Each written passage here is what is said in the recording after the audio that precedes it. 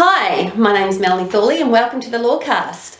This is Christy Santana and we're from MJT Law. Yes. And what are we talking about today? Well, as we all know, we have a new federal government. Well, not everybody else. We do have some viewers overseas. So those of you who don't know, we had an election on the weekend and we have A change of government.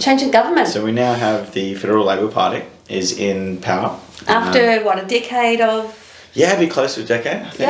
Yeah. And one of the things we flagged from the very outset of I know the campaign only technically went for 30 days, but the campaign's been going for 6 months, was there will be a change in the employment area, one way or another. Yeah, it's a good chance for everyone because we only have 3-year terms here in Australia.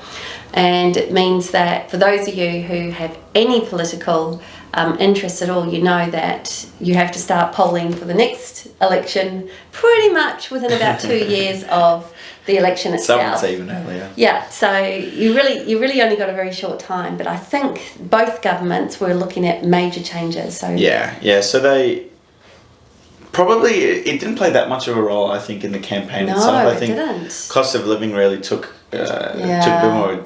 Just like Australia, just like many countries, is suffering from inflation. We've got and we have a supply shortage, just like many other countries do. So we're suffering just like a lot of countries are in that setup. So there was a lot going on there. Yeah, so I think that really took the kind of primary focus of the campaign. But nevertheless, both parties did flag what changes they'd like to make to the employment area. What have you got for us? And one of the interesting things I think about the political atmosphere here in Australia, at least on a federal level, is the differing of opinion on employment couldn't be more stark. It couldn't be more on opposite ends of the spectrums. And one of the two kind of key areas for both parties, which they take exactly opposite positions on, is... Hang on. Let me guess. Actually, I'll give you a guess because I want to guess. It's not the obvious. No, maybe depending, but I think it is the two most, not so much controversial, but most divisive areas of employment. I'm going to say casual workers, and I'm going to say contractors. They're the two. Bang bang. Yes. Bang bang. You've hit it on the head. So, on one hand, I suppose it's probably important that we kind of recap where we're at with at least casual and contractors. Oh, okay. We've only got 30 minutes, so we'll do it in about 30 seconds. Go for it. I'll hand it over to you because I know that you repeat this often for our clients. Okay, so we've had a bunch of... I'll talk about casuals first. We've had a bunch of changes as casuals over the last sort of 5 years. Started with one case, moved to another, and ended up in one more case. Essentially, after a bunch of cases that went through to the High Court, we've come to the situation where a casual is a casual if it's in their contract, and you understand it to be a casual from the moment that you start your employment relationship. There was a lot going on there about form versus substance. Quacks like a duck, walks like a duck. You're a casual if there's a duck walking around. It's kind of a lot of that's been set aside now, and casual has a definition which we never had before. So I was thinking that if the coalition government, which for all of those not in Australia is more the conservative side of our government system, I thought they were going to basically get rid of casuals. I think if anybody's been a regular viewer of the Lawcast, they will know that I'm really actually quite critical of the way Australia has been operating in a casual employment space. We probably have a workforce who are casual of maybe 40% or more. I don't think that's great for the country and stability, so on and so forth. So I have a personal view on casuals, and I also have a legal view on casuals. But that's a casual one. Contractors, on the other hand, there's been some very, very new changes to them. Yeah, we're talking 2 months ago. Like 8 weeks ago, we had a decision come down from the High Court, which really turned us from, again, substance over form, walks like a duck, quacks like a duck, to if you're a contractor and it says in your contract you're a contractor, then you're a contractor, dude. We still don't know how that's going to play out with the rest of what we know.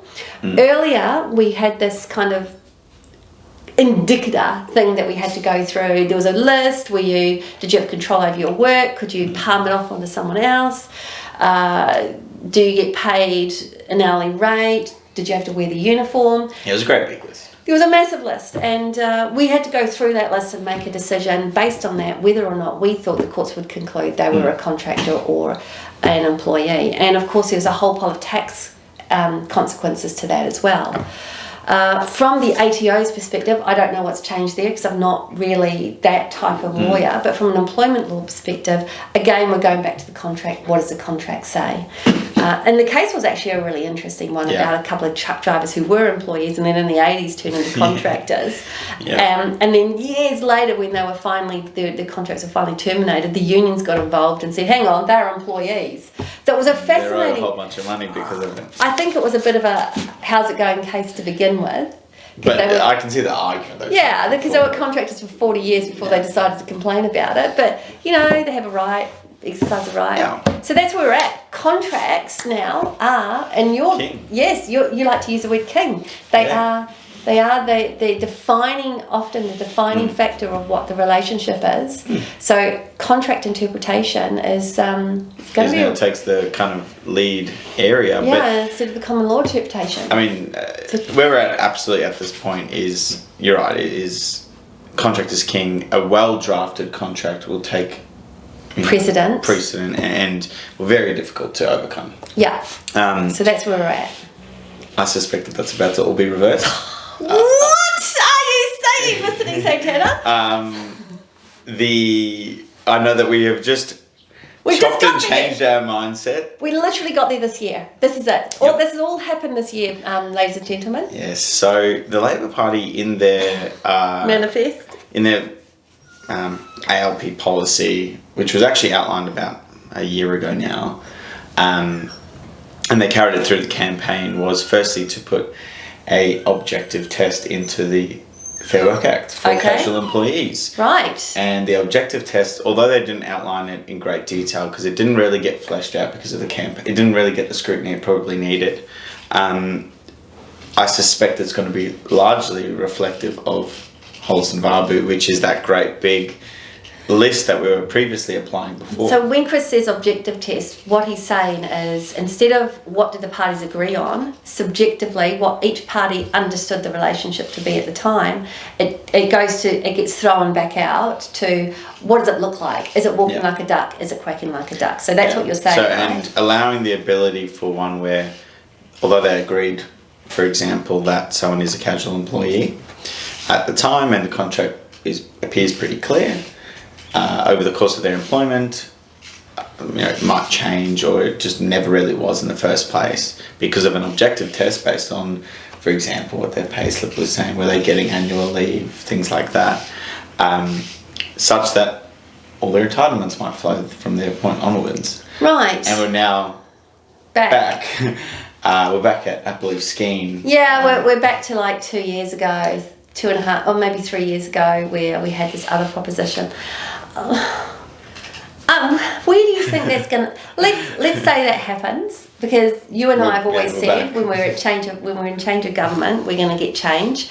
So let's say the employment regime changes again. That's going to make a lot of people very uncomfortable because they're not going to know what the position is. The uncertainty is off the exam. But what do you think that means? For who exactly? Well, just what do you think it's going to do later? Like at the moment, we've got employees who are coming to us saying, "Am I entitled to something?" And right now we're saying probably not, based on where the current law is. Are you going to say, yeah, you might have something? Well, one of the difficulties is we're a bit in flux at the moment because this is just a policy and haven't actually implemented something. But I haven't got it through the House. But I suppose as lawyers, I think it's important that we keep up to date with what it might change because, for example, if we get an employer that comes to us and they want to employ a casual and they're mindful of these types of issues, we have to be cognizant of the fact that this is a living document. That's right. And, this might change in 6 months' time. And we're drafting these contracts for them and they want them to stay in, be set in stone, and this is the problem. How do we advise an employer who wants to hire a casual employee and do all the things that will make it look like it's a duck quacking and still say you're going to be okay? Well, if we think about overall implications, if you remember this to when we talk about contractors as well, I think all of this is intended to deter casual work and contracting work. Which I'm going to go out there on a limb and say, actually, I've already said it today, I'm a big fan of. I want casual workers to be just that. I want the work to be just, I don't know what my calendar's going to look like in 2 weeks.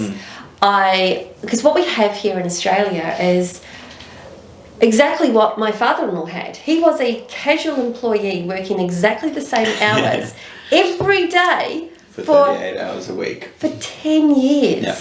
10 years, people. How is that a casual? And he was doing rosters 6 months in a row. Yeah, how is that a casual position? But I think that's appalling, because what they're doing is they're avoiding giving those individuals entitlements like sick leave, like holiday pay. Yes, they're getting paid that 25% loading, but I think that is not compensation for the emotional support, really, that going on holiday will give. I just don't like it. But we have an entire industry that hires casuals by the hundreds called labour hire companies. Yep. And I suspect that all of this is really aimed at that area. To attack an entire industry. Yeah, because you're right. There are absolutely areas where casual work makes sense. Yeah. It makes a lot of sense. Yeah, you're working at a cafe and there's 20 of you there and you're all on some crazy roster and you're flicking it all around. You're a casual. And it works for everyone. Yeah. It should be said, there is a mutually beneficial arrangement there. I'm a student. I can only work Monday to Tuesday. My hours are all over the shop. Yeah, I'm doing this. I can do that. Can you swap with me? Yep. Perfect. Great. But the vast majority of casuals are not on that decision. They're like your father-in-law. And I think it should be refined. Hello, Dean. I think it should be refined to when it actually is that mutually beneficial arrangement. Yeah. But that's casual work. So tell me. What do you think of the term employee-like work? Because what does it even mean? Yes, because employee-like work. The ALP's and for many people's kind of issue with contract work. So this is work that looks like you're an employee. I would love to see how they intend on defining this in a way that makes sense, but they're calling it employee-like work. They haven't found a better term. Okay. They might want to find a little bit better term. Yeah. But what they're intending on doing is addressing the issue with contractors being used when it isn't really appropriate. When they're actually an employee. When they're actually an employee. Yeah. They don't really work anywhere else except for in that organisation. They've got basically no control of their work. Yeah. They don't advertise to the wider world. All they're really doing is doing exactly what an employee does, just with an AB and so there are some industries that this happens in, like crazy. Cleaning is one industry that's massive in. So what happens in the cleaning industry is somebody will engage contractors to do work, which is very much like a permanent employee. They have to wear the uniform. They don't supply their own stuff, so on and so forth. And because in Australia we have minimum wage, it is not profitable for that business to hire them as employees because they can't afford to do that and run the business and make money.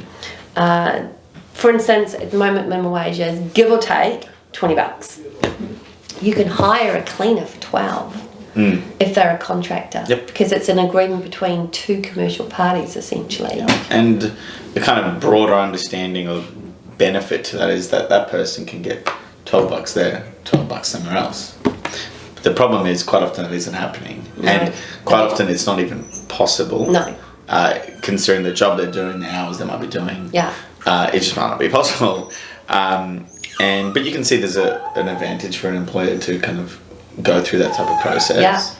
Yeah. But one of the other benefits to it is some of the other things that contractors don't get that employees get entitlements, protection against unfair dismissals. Yeah.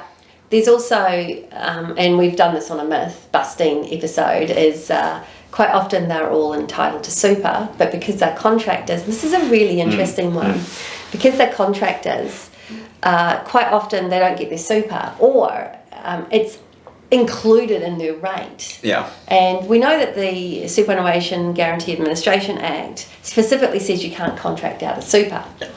So even if you put into the contract that this rate, $12 an hour, includes their super, if that person doesn't pay the super, you're still on the hook, dude. Yep. And these are just little known facts. But yes, so we've got employee-like forms of work. So what have they said about those? Yeah, so what they want to do is define, for the purpose of the NES and as for the purpose of the unfair dismissal regime, that it covers not just employees, but anyone who does employee-like work, which they are broadly including those who are exactly what we're talking about there, who are really just contractors who are working within, solely within an organisation. What do they want to do with these peeps? Well, what's the end game here? Have you managed to figure that out? Well, I mean, if they're going to be getting, what they want to do is, if they can, if you terminate that type of contractor, they might bring an unfair dismissal application. If they're going to get all the entitlements that an employee ordinarily would have gotten, then I think this is really going to the fact that why not just employ them?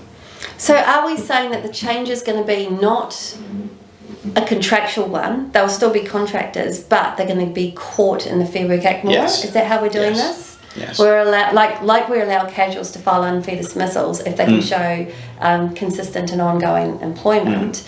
These employee-like forms of employment, if they can show that, they're still caught with the unfair dismissal. Absolutely. So does that mean they're also caught with minimum wage? I mean, how are they going to work on that? Yeah. But it would be an award-free minimum wage? Is that how we're doing I think this? they're thinking about also including this definition and be caught within the awards as well. Right, so we're going to capture all the construction workers. Yep.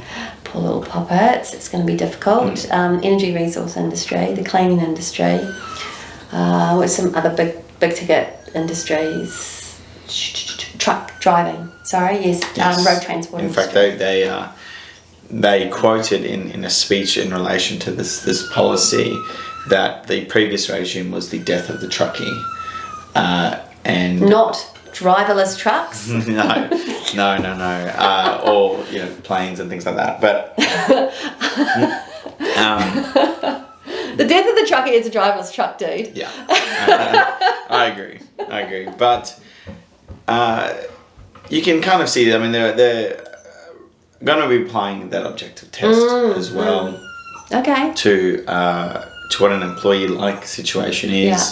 So again, we're going against what the High Court said about 2 months ago, in a way that, for most situations, it's not going to be really beneficial to have that contractor, such that you're probably just going to wish to employ them because you get. If you're going to have all the costs, as an employee, if you're going to have all the costs, get all the benefits. Yeah, there's a lot of benefits. Sorry, just to stop you guys, if you guys can hear my little puppy whining, it's not because I'm, stuffed it in a bag or anything like that. It's just, it wants me to play with a toy. And it's just started that behaviour, and we're looking at it. We're investing in trying to stop it. And one of those ways is to ignore the hell out of it. So we're not being mean. There's no cruelty going on here, apart from the puppy wanting to play and we're not playing. No, I don't think it's cruel at all. Tough love. Plenty of exercise these puppies get. They're just been a little bit ratty at the moment. Yes. Okay, so they've got employee-like. What else have you got for me?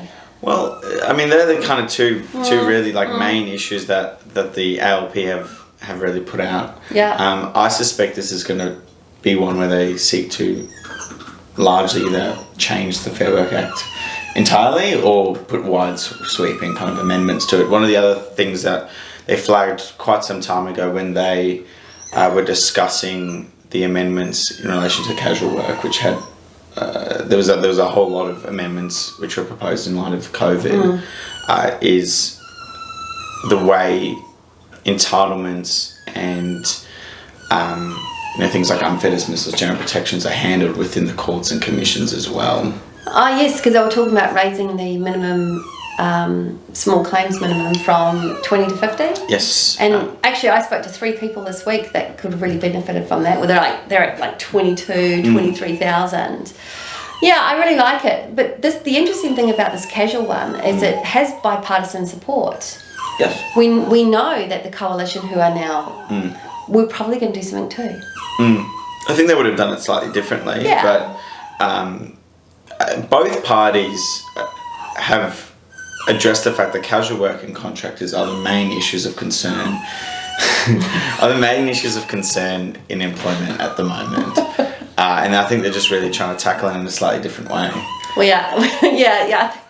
Absolutely right. Oh my God, my dog is annoying.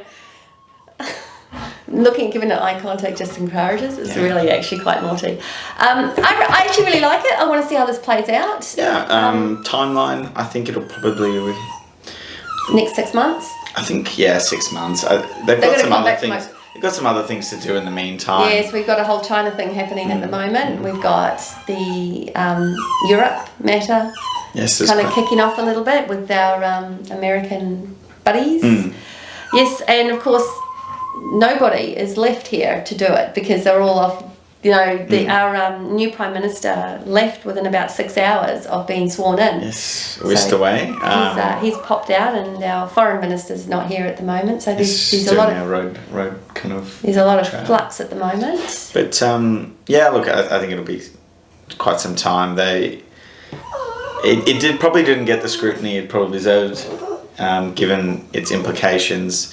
So I think it'll probably go through fairly unchallenged, because it didn't really become an election issue.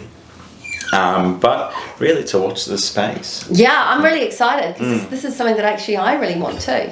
Yeah, well, I mean, we've been talking about it for some time about these are really 2 issues that I'm not sure either, to be fair, I'm not sure either is perfect, but I also can't necessarily put my finger on any kind of solution to either of these issues. I think bottom line is Australia needs to move on from this weird relationship they have with casual workers. I think if we want to go totally at will contract like the American system, then let's do it. Whatever we're doing now is just causing destruction, I think. So watch the space. I'll be fascinated to find out what's happening with that. So that's what I have for this week. I like it. Yes. I like it a lot. Yes. Well, everyone, it's going to be a little bit of a quick podcast today. If anybody's got any opinions about how I can stop my dog from whining, feel free. Oh, I want to do a shout out. Yes. We've promised a shout out. No, I think it's awesome. Yeah, I think we should totally do the shout out. So we're at the... Oh no. I think it was Quest. It was Quest Escape Room. We're at the Quest Escape Room. Yes. Up in Spring Hill, peoples, right next to the Domino's Pizza. Yes, up there on the hill. And we went in and it was brilliant. Actually brilliant. I had a lot of fun. It's just the right amount of challenge. It was. I'm not sure, we got out, but I'm not sure we can say... I'm not sure we were given an extra 20 minutes and we were given a little bit of help along the way. But not too much help. Not too much help. We were quite pig-headed about the help, to be fair. But brilliant place to go though. Absolutely. If anyone is looking for something for their team to go to, and you want to have a bit of fun. Yeah, comfy, clean space too, which is, it was brilliant actually. We went there to say goodbye to Phoebe. Yes. So we've lost a team member. She is following her dreams off to Germany. Yeah. To do her master's degree. Yeah, so she's tootled off and we're in the midst of finding someone new, but we went to the escape room as a goodbye, didn't we? Yeah. Had a great time. Yeah. So if anyone's out there, go absolutely visit Quest there in Spring Hill. Yeah, brilliant. Shout out for them. Okay, everyone. Well, thank you very much for watching the Lawcast once more, and we'll be back in a new premises. Yes, we're moving offices in next week, and so it'll be a different background. Again? A different background again. Always changing it up. Fresh is always new. That's right. Good. We'd like to welcome you back to our new premises in 2 weeks' time, and we'll see you then. Thanks, everyone, for watching.